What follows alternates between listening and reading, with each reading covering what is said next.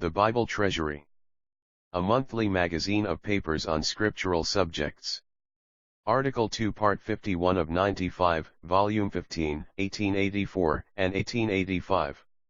Scripture Imagery. J. C. Bailey. The Three Plenipotentiaries.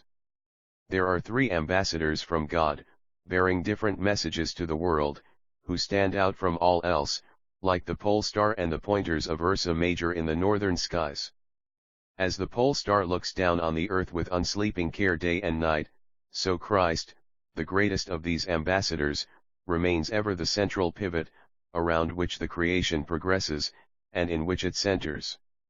And as the two pointers circle round that central star from eternity to eternity, nearer to one another than to it, as though placed at a reverential distance from it, yet always in a direct line pointing to it, the well-known and unfailing guides of way-worn travelers and storm-tossed mariners, so the other two ambassadors, Moses and Elias, always, whether consciously or unconsciously, visibly or invisibly, stand out as burning and shining lights circling round and pointing to Christ, the pole star and pivot of the vast realm of all the gleaming constellations of God's desires and decrees.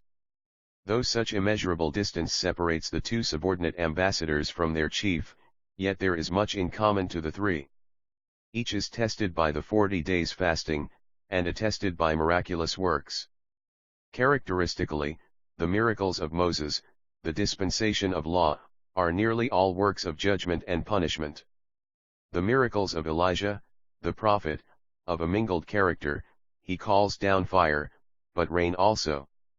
The miracles of Christ are, as becomes the gospel, entirely of a healing, beneficent, saving nature. See note. These three ambassadors met eventually, on the holy mountain, in the hour that joined and separated two eternities, as the Isthmus of Panama connects and severs the two oceans, and they spoke together of that which they had in their different spheres of testimony always spoken of, whether by word or action, the event to which all the eternal histories converge and focus, his decease which he should accomplish at Jerusalem. When that final combined testimony is effected, the mysterious cloud envelops them and removes the ambassadors of law and prophecy, leaving only him of the gospel, whilst the voice from the excellent glory pronounces, "This is my beloved Son, hear him." Note.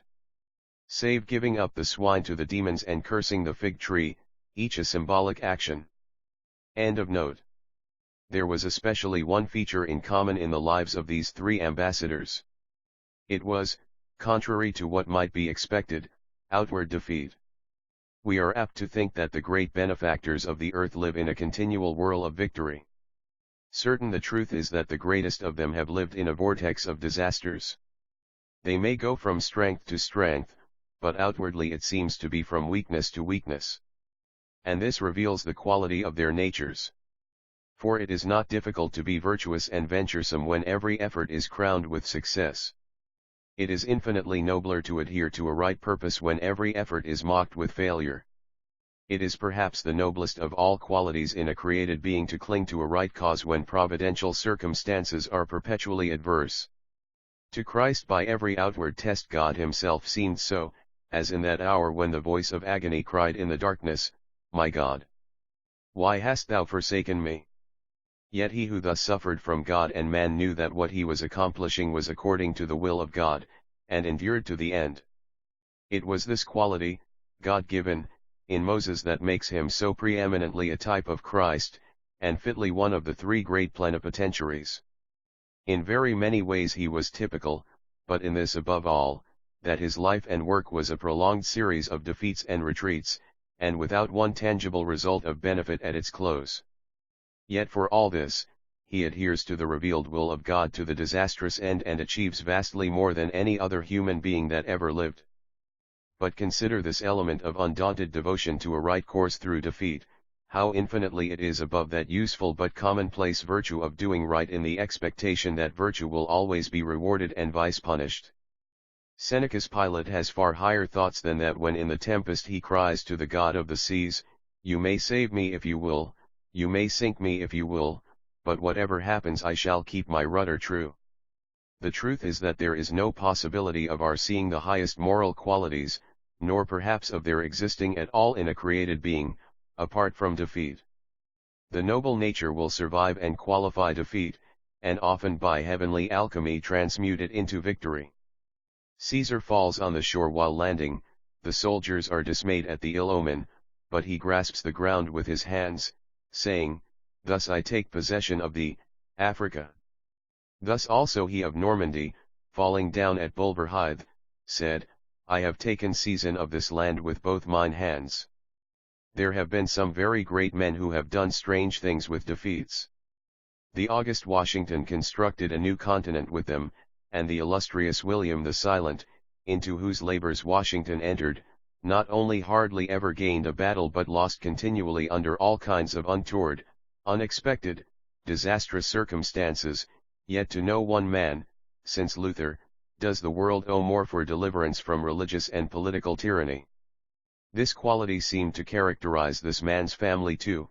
His kinsman, see note, Admiral Coligny, said, "I have lost 4 battles, yet I show to the enemy a more formidable front than ever." The blood of Coligny ran in the veins of William, III, of England, and with the blood had descended the unconquerable spirit which could derive from failure as much glory as happier commanders owed to success. See Note 2. Note 1. Macaulay's ENG2. End of Note 1. Note 2. Fabius, who was called the Cunctator, delayer, baffled Hannibal by continually retreating before him until Hannibal was worn out and ultimately defeated. This method of conquering by retreats was practiced by Duguesclin in France, and by Wellington in Spain. End of Note 2. The ancient Scandinavians said that Thor smote the sleeping earth demon, Skrymir, 3 colossal blows with his hammer on the face, but Skrymir merely woke up and brushed his cheek, saying that a leaf must have fallen. Thor seemed to have quite failed and left the Utgard much discouraged. But afterwards, he found that the 3 blows had dented 3 great valleys into the earth. Time often reveals that what had been derided as a falling leaf was really a giant's blow.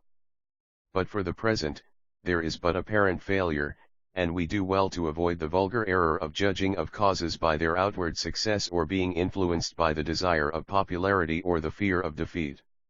'Tis not in mortals to command success, but will do more, Sempronius, will deserve it. See note. Outwardly the life of Moses was one long retreat from foe and assault from friend, and when at last he stands, after a century of hard endurance, labor, strife, and self-sacrifice, with undimmed view and undaunted heart, within sight of the goal, comes the blind fury with the abhorred shears, and slits the thin-spun life. Alas, for hope, if thou wert all, and not beyond, O earth. Note. Addison's Cato. End of note.